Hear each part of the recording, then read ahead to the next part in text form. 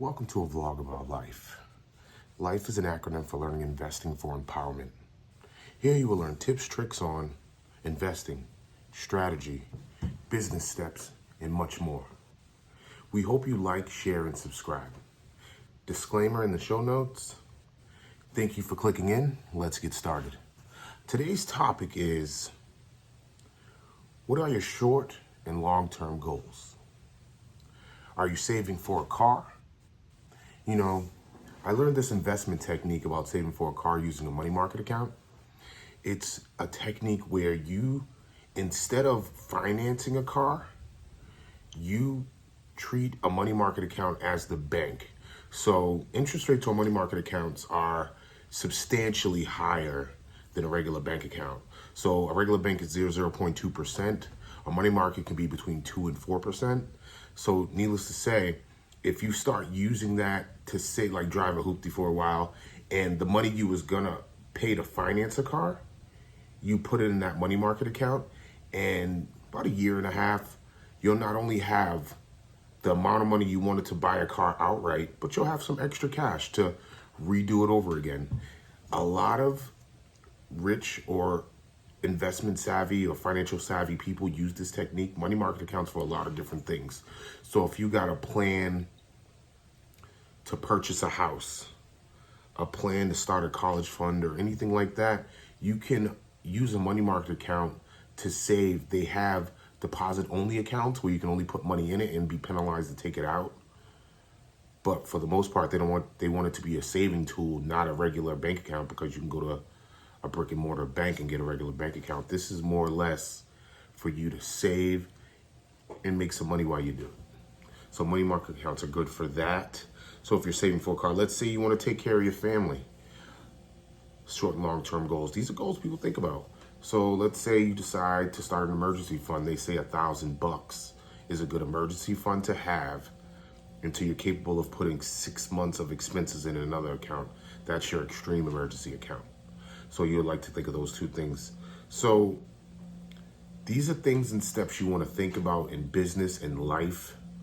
You want to think about or get familiar with preparing for situations that may never happen or could happen. They call that being proactive.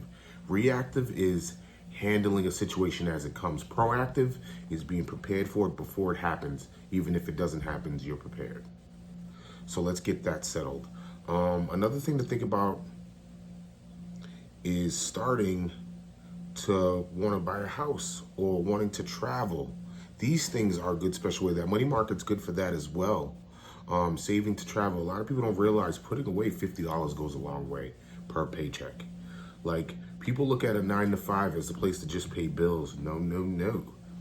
If you use the law of percentages, 2% or 3% can fluctuate between a paycheck if your paycheck varies. So if you do a minimum amount and you start consistently putting little bits of money aside, you can have a travel fund, a Christmas fund, different ways to save for the long term or the short term. There's ways around it all the time. It's kind of funny, they have this thing too called a TDF, a target date fund. So you go to your bank, it's almost like a treasury bill, and you say, I need to save some money, but I want to invest aggressively, but only for a certain amount of time. So if you pick up a target date fund for, I believe, a year, maybe 3, it'll have a certain percentage. 5 to 10 years will have a certain percentage. So these are type of tools outside of regular bonds that you can also use. That's why I love the slice of pizza theory. Every slice is an income stream. So you can use these different techniques to do so. So when you think about it that way, now I want to get into a couple of frequently asked questions also. So somebody asked me, what is a stock?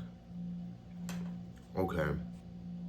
A stock is buying a fractional share of a company to where you have ownership within that company. You may not have voting rights. You may not have preferred shares to where you get paid first if they go bankrupt, but you do have shares of ownership to whereas you do get information and annual meeting notes and things like that that may give you an edge in the investing world for owning that stock. So companies pull out shares to create investment.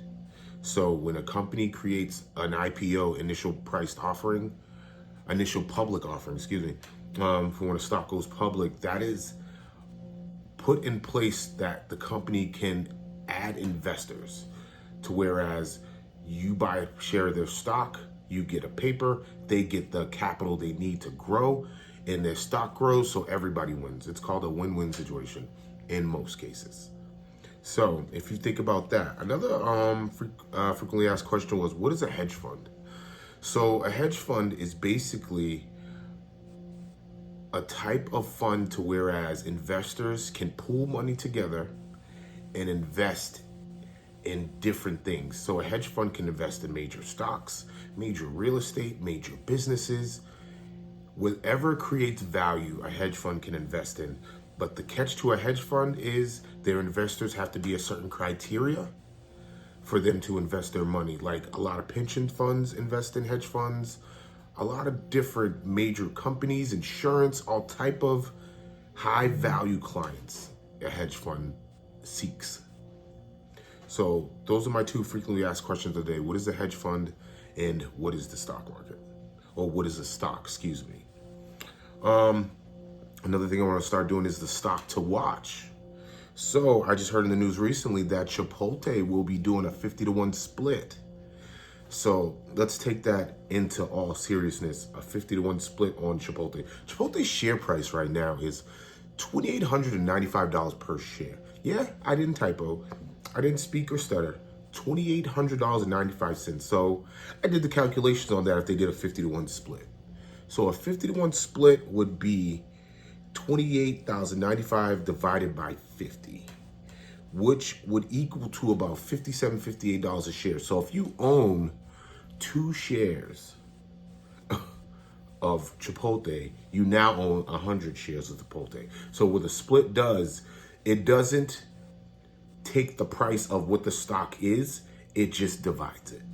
And then when new money, new investors come in, your 50 shares can now go up. So imagine a share splitting from $2,800 to $57 per share, but you have 50 shares, right? Now, what if those 50 shares bounce back up to $28 per share, $2,800 per share? That means your 2 shares just made some major money. Not major money, but made a good amount.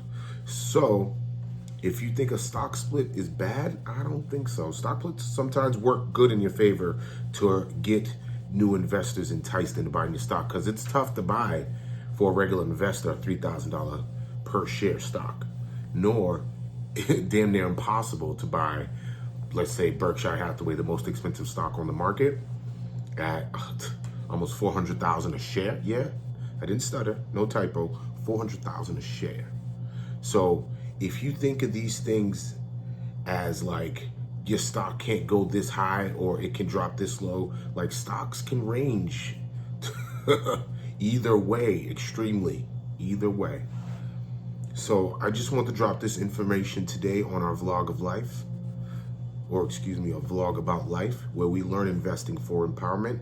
And I hope I dropped enough gems that you are capable of doing some major investment things and feeling empowered. Thank you. Have a great day.